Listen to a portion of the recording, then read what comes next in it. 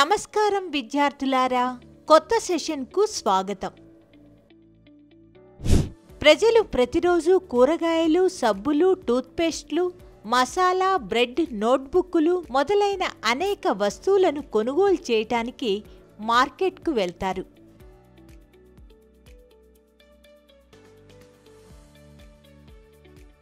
మనం కొనుగోలు చేసే వస్తువుల జాబితాను తయారు చేస్తే ఈ జాబితా చాలా పొడవుగా ఉంటుంది. మన రోజువారీ అవసరాల కోసం మనం సందర్శించే అనేక రకాల మార్కెట్లు ఉన్నాయి.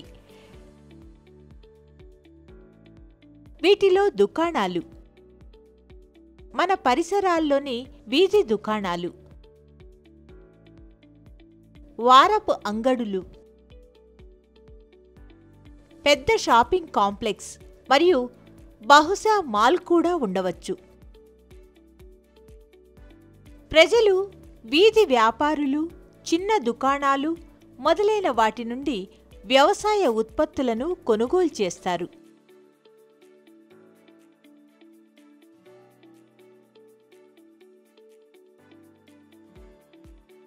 ఇటీవలి కాలంలో రైతులు తమ పండ్లు మరియు కూరగాయలను రైతు బజార్లలో అమ్ముతున్నారు.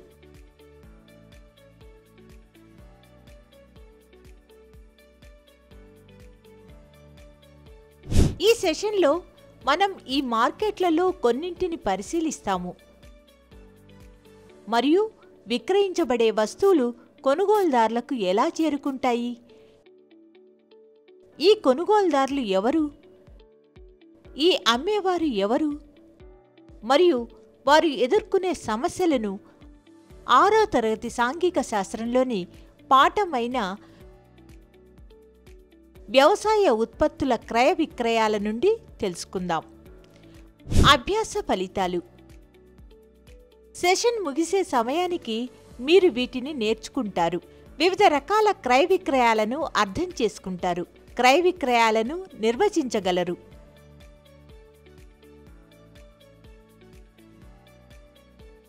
విక్రేతల జీవన శైలిని వర్గీకరించగలరు.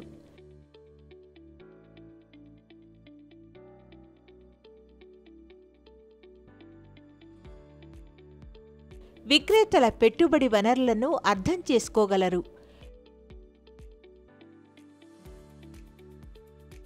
వ్యాపారుల రకాల మధ్య భేదం వివరించగలరు.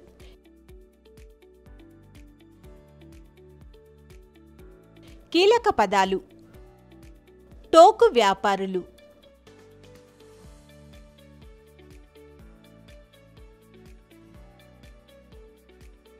ఉత్పత్తిదారుల నుండి వస్తువులను సేకరించి చిల్లర వ్యాపారులకు చివరి దశలో విక్రయించే వ్యాపారి.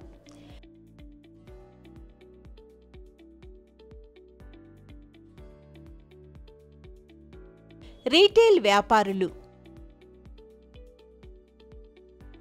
ఒక దుకాణం నుండి ప్రజలకు నేరుగా విక్రయించే వ్యాపారం. మార్కెట్ అంటే వస్తువులను కొనుగోలు చేసే మరియు విక్రయించే ప్రదేశం. రైతు బజార్ ఇది భారతదేశంలోని ఆంధ్రప్రదేశ్ మరియు తెలంగాణ రాష్ట్రాలలో ఒక రకమైన రైతుల మార్కెట్. వ్యాపారి వస్తువులను కొనుగోలు చేసి విక్రయించే వ్యక్తి.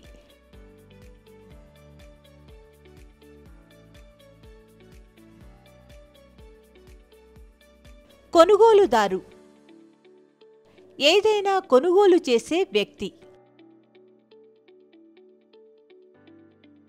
భావనా పటం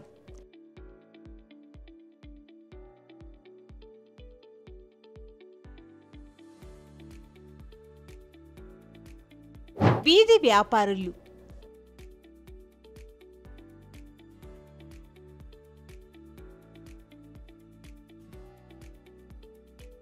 కూరగాయలు లేదా పండ్లను ఈ వ్యాపారులు వీధుల్లో విక్రయిస్తారు. ఈ వీధి వ్యాపారులు హోల్సేల్ మార్కెట్ నుండి ఉత్పత్తులను కొనుగోలు చేస్తారు.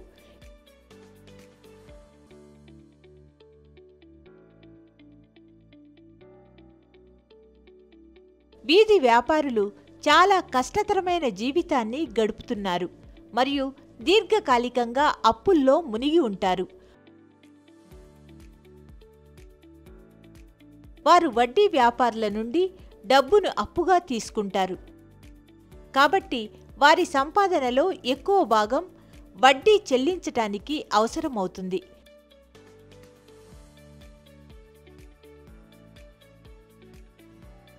మరియు అమ్ముడుపోని కూరగాయలను నిల్వ చేసుకునే సదుపాయాలు కూడా వారికి ఉండవు.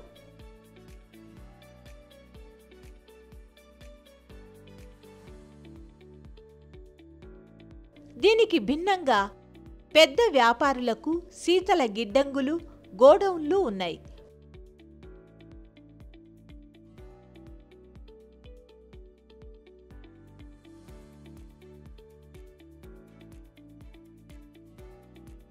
వారు తక్కువ వడ్డీకి బ్యాంకుల నుండి డబ్బును అప్పుగా తీసుకోవచ్చు.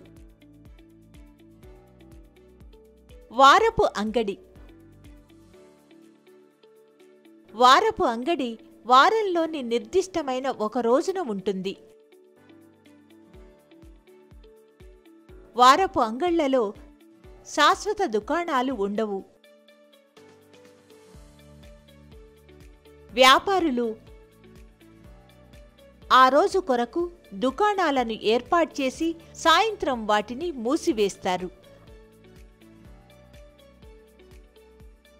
ఆ తరువాత మరుసటి రోజు వారు వేరే చోట దుకాణాలు ఏర్పాటు చేసుకోవచ్చు. భారతదేశంలో ఇలాంటి అంగళ్ళు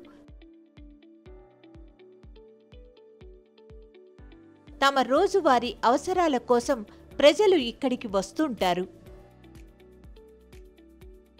వారపు అంగళ్లలో చాలా వస్తువులు తక్కువ ధరకు లభిస్తాయి. ఎందుకంటే దుకాణాలు శాశ్వత భవనాల్లో ఉంటే వాటికి చాలా ఖర్చు అవుతుంది. అద్దె, కరెంటు, ఫీజులు ప్రభుత్వానికి చెల్లించాలి. వారి కూలీలకు కూడా వేతనాలు చెల్లించాలి. వారపు అంగళ్లలో ఈ దుకాణ యజమానులు ఉత్పత్తులను తమ ఇళ్లల్లో నిల్వ చేస్తారు. వీరిలో చాలా మందికి వారి కుటుంబ సభ్యులు సహాయం చేస్తారు. అందువల్ల కూలీలను నియమించుకోవాల్సిన అవసరం ఉండదు. వారపు అంగళ్లలో ఒకే రకమైన వస్తువులను విక్రయించే దుకాణాలు పెద్ద సంఖ్యలో ఉంటాయి. కావున వారి మధ్య పోటీ ఉంటుంది.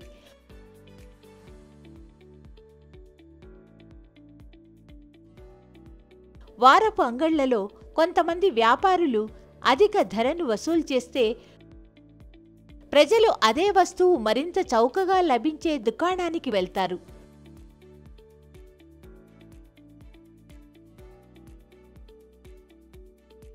లేదా కొనుగోలుదారులు బేరం చేసి ధరను తగ్గించగల మరొక దుకాణానికి వెళ్తారు. వారపు అంగడి యొక్క ప్రయోజనాల్లో ఒకటి, మీకు అవసరమైన చాలా వస్తువులు ఒకే చోట అందుబాటులో ఉంటాయి.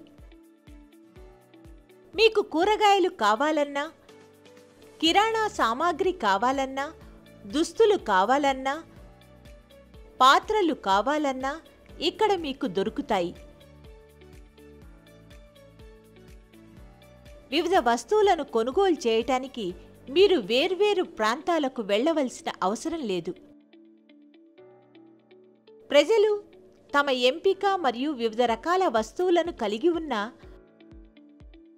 మార్కెట్కు వెళ్ళటానికి కూడా ఇష్టపడతారు. ప్రజలు వీధి వ్యాపారులు మరియు చిన్న దుకాణాల నుండి వ్యవసాయ ఉత్పత్తులను కొనుగోలు చేస్తారు.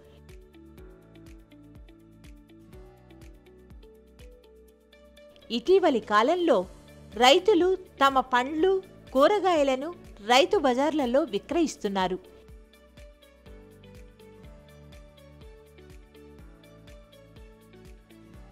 ఈ సెషన్లో వీటిలో కొన్ని ఎలా పనిచేస్తాయనే దాని గురించి మీరు నేర్చుకుంటారు. వీధుల్లో కూరగాయల అమ్మకం. పట్టణాల్లో చాలామంది విక్రేతలకు శాశ్వత స్థలాలను కలిగి ఉంటారు.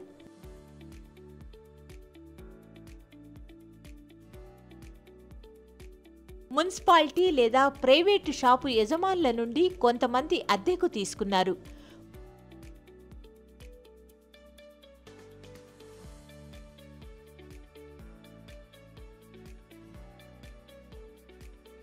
కొందరు పంచాయతీలకు లేదా మున్సిపాలిటీకి తక్కువ మొత్తంలో చెల్లించి ఖాళీ బాటలపై కూరగాయలు విక్రయిస్తున్నారు.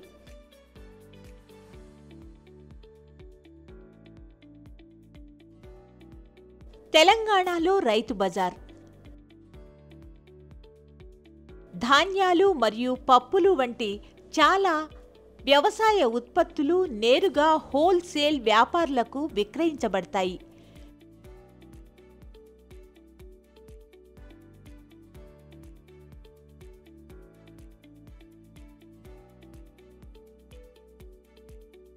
చిరు వ్యాపారులు ఈ వస్తువులను వినియోగదారులకు విక్రయించేందుకు వారి నుంచి కొనుగోలు చేస్తారు. అయితే ఉత్పత్తిదారులు నేరుగా తమ వస్తువులను వినియోగదారులకు విక్రయించే కొన్ని మార్కెట్లు ఉన్నాయి.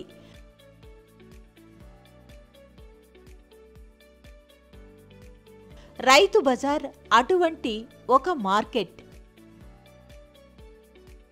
బజార్ని ఉపయోగిస్తున్నప్పుడు ఎదురయ్యే కొన్ని ఇబ్బందులు. కూరగాయలు అమ్ముకోవడానికి మంచి స్థలం దొరకటం కష్టం. వాహనాల పార్కింగుకు సరిపోయే స్థలం ఉండదు.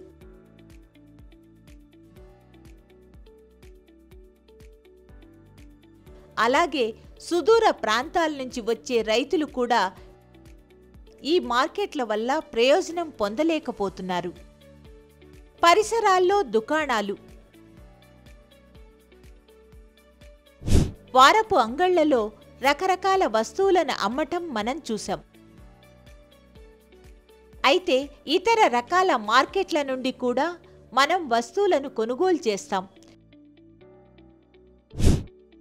చాలా దుకాణాలు మన పరిసరాల్లో వస్తువులు మరియు సేవలను విక్రయిస్తాయి. మనం డైరీ నుండి పాలు, డిపార్ట్మెంటల్ స్టోర్ల నుండి కిరాణా,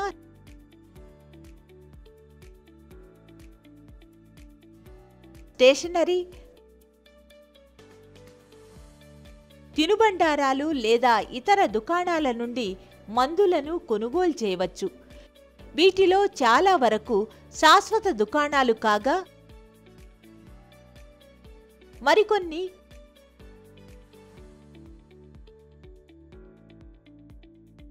కూరగాయల వ్యాపారులు, పండ్ల వ్యాపారులు, మెకానిక్లు మొదలైనవి రోడ్డు పక్కన ఉండే దుకాణాలు. పరిసరాల్లోని దుకాణాలు అనేక రకాలుగా ఉపయోగపడతాయి. వాళ్ళు మన ఇంటి దగ్గరే ఉంటారు మరియు వారంలో ఏ రోజైనా మనం అక్కడికి వెళ్ళవచ్చు. సాధారణంగా కొనుగోలుదారు మరియు విక్రేత ఒకరికొకరు తెలుసు మరియు ఈ దుకాణాలు కూడా ఖాతాపై వస్తువులను అందిస్తాయి. మీరు కొనుగోళ్లకు తర్వాత చెల్లించవచ్చని దీని అర్థం. షాపింగ్ కాంప్లెక్స్లు మరియు మాల్స్.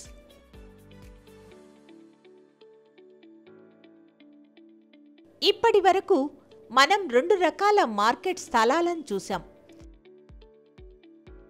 మన పరిసరాల్లోని వారపు అంగడి మరియు మార్కెట్లు, పట్టణ ప్రాంతంలోని ఇతర మార్కెట్లలో అనేక దుకాణాలు ఉంటాయి.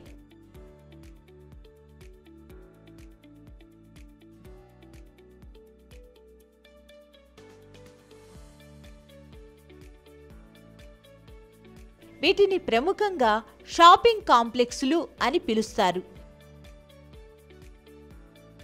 ఈ రోజుల్లో అనేక పట్టణ ప్రాంతాల్లో మీరు మాల్స్ అని పిలువబడే వివిధ అంతస్తులలో దుకాణాలతో కూడిన పెద్ద బహుళ అంతస్తుల ఎయిర్ కండిషన్ భవనాలు కూడా ఉన్నాయి.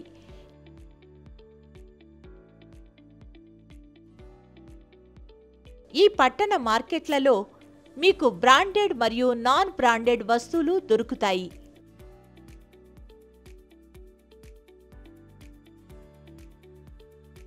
గొలుసు మార్కెట్లు. మునుపటి విభాగాలలో వస్తువులను కొనుగోలు చేసే వివిధ మార్కెట్లు గురించి మీరు తెలుసుకున్నారు. దుకాణం యజమానులు తమ వస్తువులను ఎక్కడి నుంచి సేకరిస్తారని మీరు అనుకుంటున్నారు? వస్తువులు ఫ్యాక్టరీలలో, పొలాలలో మరియు ఇళ్లలో ఉత్పత్తి చేయబడతాయి. ఉత్పత్తిదారు మరియు తుది వినియోగదారు మధ్య ఉన్న వ్యక్తులు వ్యాపారులు.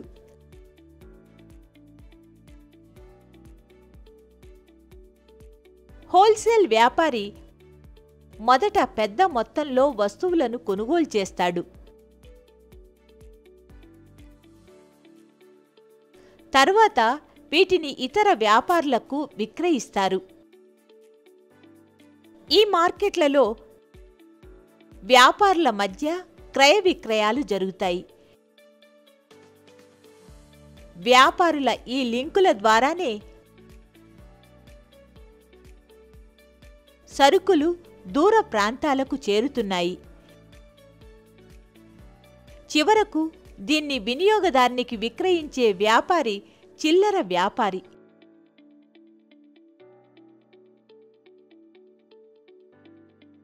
ఇది వీక్లీ మార్కెట్లోని వ్యాపారి కావచ్చు, పొరుగున ఉన్న హ్యాకర్ కావచ్చు.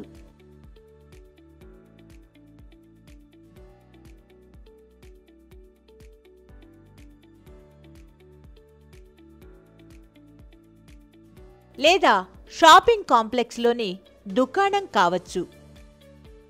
ఈ సెషన్లో మేము వారపు మార్కెట్లోని దుకాణ యజమానులను మరియు షాపింగ్ కాంప్లెక్స్లో ఉన్న వారిని పరిశీలించాము. దుకాణాన్ని నడపటానికి తక్కువ డబ్బు ఉన్న చిన్న వ్యాపారులు దుకాణాన్ని ఏర్పాటు చేయటానికి చాలా డబ్బు ఖర్చు చేయవచ్చు.